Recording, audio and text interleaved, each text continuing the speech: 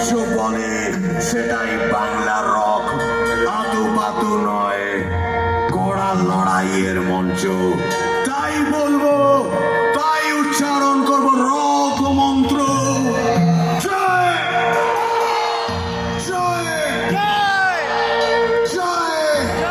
মনে রাখবেন বন্ধুরা, রক মানে হলো পাথর, যে পাথর নড়ে না, চড়ে না, টু শব্দটি করে না, ও হিমালয়ের মতো স্থানু হয়ে সব দেখে আর সহ্য করে।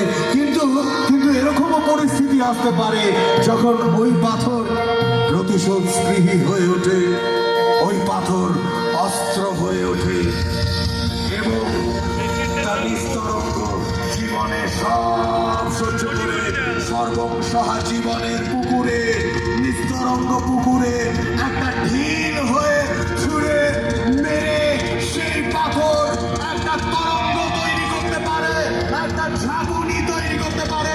এবং বন্ধুরা, ওই ঝাঁকুনিরও অন্য শব্দ, ওই ঝাঁকুনিরও মানে হলো সেই রক। দেখুন, পাথর মানেও রক, ওই ঝাঁকুনি মানেও রক।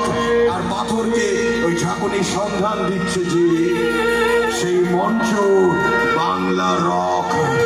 তাই এই ঝাঁকুনির কথাটাই মন্ত্র মনে রেখে পৃথিবী বদল মানে নিজেকে বদল, এই মন্ত্রে বিশ্বাস করেই বলবো জয় জয় জয়।